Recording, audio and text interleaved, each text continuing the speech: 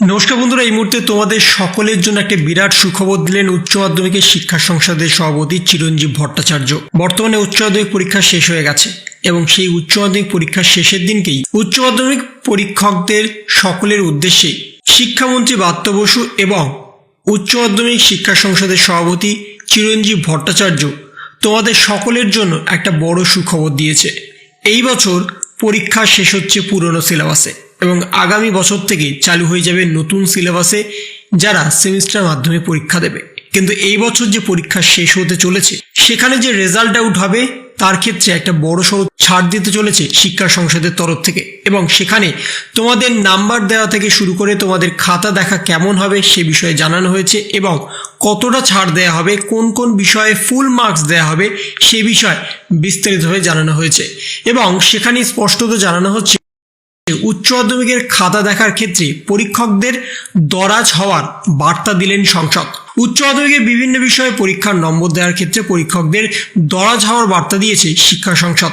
এই বছর পুরনো সিলেবাস শেষ পরীক্ষা, পরবর্তী শিক্ষাবর্ষ থেকে নতুন সিলেবাসে মেনে সেমিস্টার পদ্ধতিতে পরীক্ষার আয়োজন করা হবে।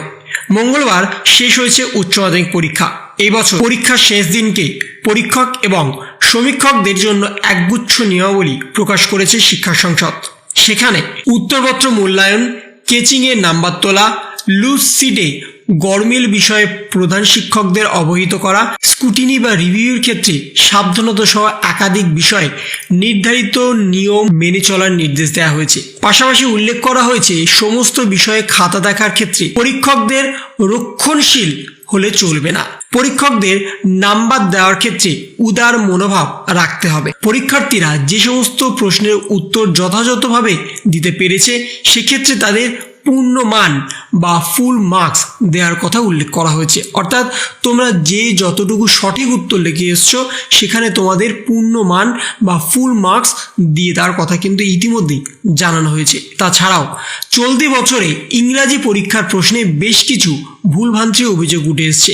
তাজমহলের বানান ভুল থেকে শুরু করে গ্রামারের গিফার অফ স্পিচ সহ একাধিক প্রশ্নে বিভ্রাট তৈরি হয়েছে।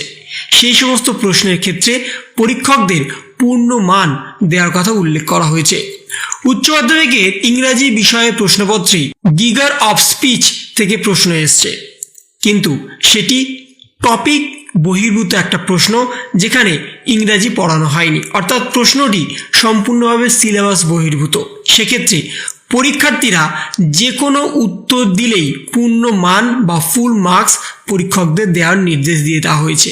অন্যদিকে একটি প্রশ্ন আছে যেখানে তাজমহলকে তাজ মজল লেখা হয়েছে, সেক্ষেত্রে উত্তর যে সমস্ত পরীক্ষার্থীরা লিখে এসছে তাদের ফুল মার্কস দেওয়ার নির্দেশ দিয়ে দেওয়া হয়েছে।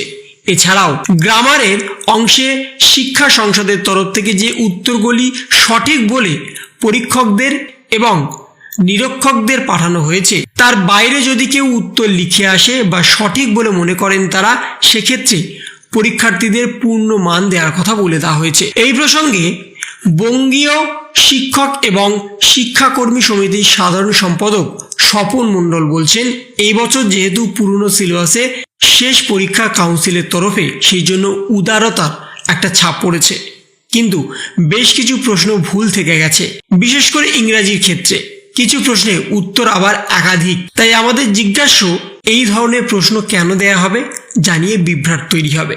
কিন্তু এখন বড় প্রশ্ন হচ্ছে তোমাদের খাতা দেখার ক্ষেত্রে কিন্তু একটা বড় সড়ো ছাড় দিতে চলেছে শিক্ষা সংসদের তরফ থেকে। সব ক্ষেত্রেই তোমাদের ফুল মার্কস দেওয়ার কথা কিন্তু বলে দিয়ে এসছে। তোমরা যদি ন্যূনতম কিছু লিখে আসো সেক্ষেত্রেও কিন্তু তোমরা ভালো নাম্বার পেয়ে যাবে এবং তাছাড়াও ওই নির্দেশিকাতে আরেকটা স্পষ্টভাবে উল্লেখ করে দেওয়া হয়েছে যে সমস্ত বিষয়ে দুটো করে অপশান আছে। ধরো একটি বড় প্রশ্নের ক্ষেত্রে দুটো অপশান আছে, অথবা দিয়ে দুটো প্রশ্ন যেখানে তোমাদের একটি প্রশ্নই লিখতে হবে। যদি কোনো ছাত্রছাত্রী সেই একটি প্রশ্নের বদলে দুটি প্রশ্ন লিখে আসে সেক্ষেত্রে যে প্রশ্নের মান তারা বেশি পাবে সেই মানটাই কিন্তু ধরা হবে। অর্থাৎ ধরো তোমরা অথবা দিয়ে দুটো প্রশ্ন আছে, সেটা বাংলা হতে পারে, ইংরাজি হতে পারে, সায়েন্স গ্রুপ হতে পারে, আর্টস গ্রুপ হতে পারে, কমার্স গ্রুপ হতে পারে। সেক্ষেত্রে তোমাদের দুটো প্রশ্নই সহজ বলে মনে হয়েছে, তোমরা দুটোই লিখে এসছো। সেই জন্য তোমাদের উত্তর কিন্তু দুটোই দেখবে পরীক্ষক, এবং যে নাম্বারটা দেয়া হবে সেক্ষেত্রে ধরো কেউ একটাতে 7 পেল এবং অন্যটাতে 8 পেল, তাহলে সেই 8 নাম্বারটাকেই ধরা হবে এবং নেক্সট যেটা 7 পেয়েছো সেটাকে তোমাদের এক্সট্রা বলে ক্যালকুলেট করা হবে না।